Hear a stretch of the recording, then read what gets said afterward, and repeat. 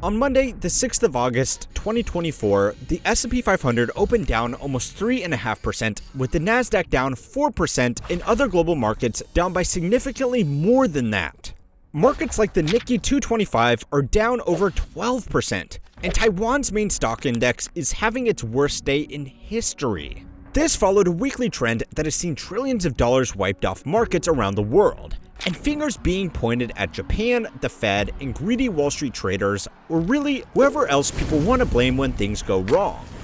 And then, just to prove that nobody fully understands what is going on, just one day later, markets across the world rallied, almost covering the losses from what people are now calling the new Black Monday. Since you should expect a lot of YouTube thumbnails with red graphs, laser eyes, and so many flames in your immediate future, now is probably a good time to ask, what the f is happening to the stock market right now? European and Asian markets plummeting around the world, and we've been looking at futures, and they were more than 1,000 points down. Traders may want to put on their hard hats. That's because US markets picked up where Japan left off, and the global stock market intensifies. Japan's Nikkei index fell 12%. It's the single worst decline since the 1987 crash on Black Monday. York, London, Washington, and Chicago. To best understand the sell-off, you should probably know the work of this man, George Soros. Soros is a polarizing figure, but love him or hate him, he is one of the greatest investors and hedge fund managers of all time, and he attributes his success to a theory he pioneered called reflexivity. I will leave a link to his full lectures, books, as well as papers on the mathematical modeling of his theory, but that level of technical detail is not important to understand the current crash. Basically, the theory of reflexivity in the context of capital markets says that markets can be explained by feedback loops that distort asset prices from what their true fundamental value should be before a spark causes them to revert back to an equilibrium. Pundits of this theory also point out that the positive feedback loops that distort prices into a speculative mania tend to be long and drawn out, whereas the reversal of those feedback loops tend to be very quick. A lot like what markets are experiencing right now. You could make a convincing argument that the stock market has been in a positive feedback loop cycle. Hype around artificial intelligence and its potential applications has catapulted the value of 5 or 6 already extremely large companies into the trillions. Most companies have been trading completely flat, but just the Magnificent Seven, as they have been dubbed, have carried the entire stock market because of their enormous size and price performance. That extra investor money has funded intense research and development efforts, accelerating the rate of progress on these tools, which means that almost every new week you are seeing some new technology that could make you redundant. This feedback loop has been helped by trillions of dollars worth of liquid capital that has accumulated around the world, leading to stretch valuations from investors who don't want to be left out of the party. This trend has already started to slow down as investors have become weary about how companies will ever be able to justify their current valuations, and consumers have been resistant to AI tools. This time last year, tools like ChatGPT and Midjourney were incredibly exciting to consumers, professionals, and college students with an overdue assignment alike. Now, a recent study has revealed that consumers intentionally don't purchase goods or services that feature AI openly. That's putting a pressure on the bubble, but the fire still needs a spark. That's why everybody is blaming this global market crash on Japan, and a weird little investing loophole that their unusual economy made possible. So it's time to learn how money works to find out why this is happening now and what you should do about it. This week's video is sponsored by Ridge. Ridge started with a simple belief: they can make wallets better. Over 10 years and 2 successful Kickstarters later, they've sold over 2 million wallets and continue to innovate with their everyday carry items. Ridge wallets are uniquely slim, designed for your front pocket, and can hold up to 12 cards along with cash. They feature RFID blocking materials to protect your personal information and are made from premium materials like titanium, aluminum, and carbon fiber. With over 50 colors and styles, there's something for everyone. Ridge also offers a key case that can securely hold 1 to 6 keys, eliminating noisy key jingles and fitting easily into your pocket. The key case is a game changer for keeping my keys organized and silent. And now, Ridge is hosting a massive sweepstakes where you can win a Hennessy Velociraptor, a gold-plated Cybertruck, or $100,000 cash. And the best part, you can enter for free. Also, every $1 you spend on the Ridge website equals 1 entry, and you can get 4 times the entries if you purchase the Cyber Wallet or Hennessy specialty products using my link. Head over to ridge.com/money or click my link in the description and start your entries today.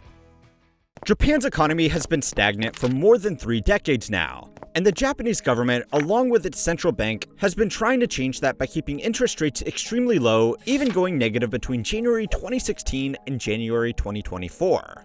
It was hoped that these low rates would encourage local borrowing, boosting the economy. But when that never happened, the Bank of Japan almost became stuck offering these low interest rates because any increase would further slow down an already sluggish market.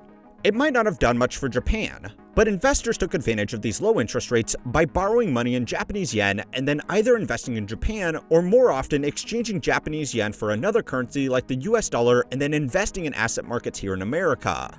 Since stonks only ever go up, investors could make money on the spread between the low Japanese interest rates and the higher returns they could get in the market. According to data from the Bank of International Settlements, the value of these cross-border loans was more than $1.5 trillion.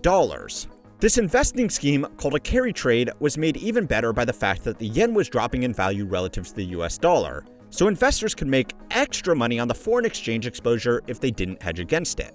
Like all good things, this worked well until it didn't.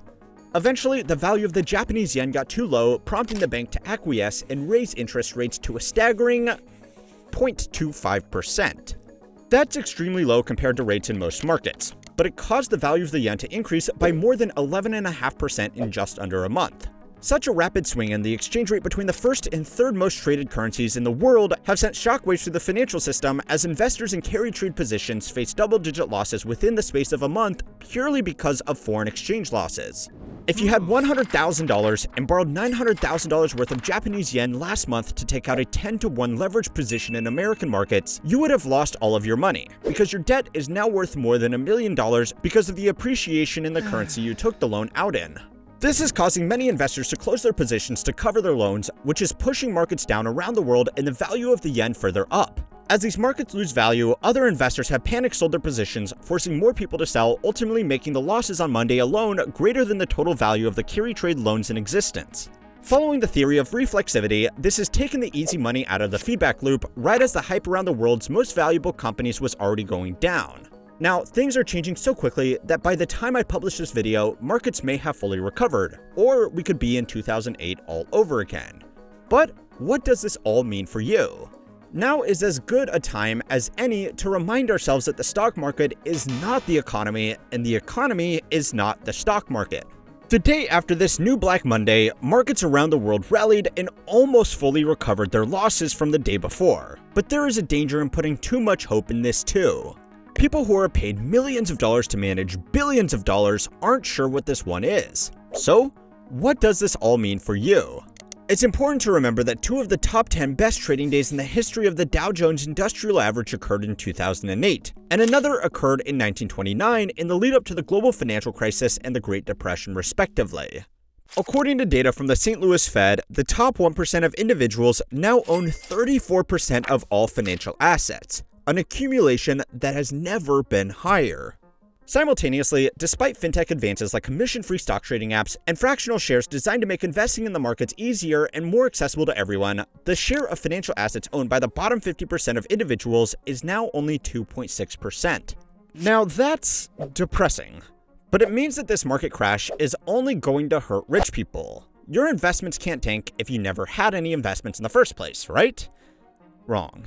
According to the Financial Times, several retail brokerages such as Charles Schwab, Vanguard, and Fidelity experienced outages on their platforms, and Robinhood halted trading amongst the sell-off as regular people sold their positions on fears that this could be the start of a recession that many people think is overdue. This means that many smaller, less sophisticated investors are selling off what few investments they have, which will only be made worse as alarming headlines and YouTube thumbnails with laser eyes fight to capture clicks over how bad this situation could get. The second, bigger problem is that the anecdote about the stock market not being the economy is only half true. If the stock market is doing very well, there is no guarantee that it will translate into widespread economic well-being for everyone. But if the stock market is doing badly, then companies will be pressured to pull back on expenses like staffing to appease shareholders. Big tech layoffs are already happening, and this can have multiplying effects as these generally high-income earners pull back on their own spending in local businesses. The most important thing you can do individually is not take any advice from people on the internet, no matter if they are a financial professional or former financial professional. Theoretically speaking, it's impossible for anybody to understand your personal financial situation without seeing your personal financial situation. Panic selling is generally bad advice at a time like this, but for someone with high interest debt, no emergency savings, and a job that's about to be replaced by AI, it might be a sensible decision to cut out another risk factor. The point is nobody knows, and the worst thing you can do is let people who get paid for clicks convince you to make decisions you otherwise wouldn't have. Now, I am going to be writing an article about the almost comically bad use of AI in the financial sector over on my free email newsletter this week, so if you're interested in more niche stories like that, which will never be made into videos here on YouTube, sign up at that link below.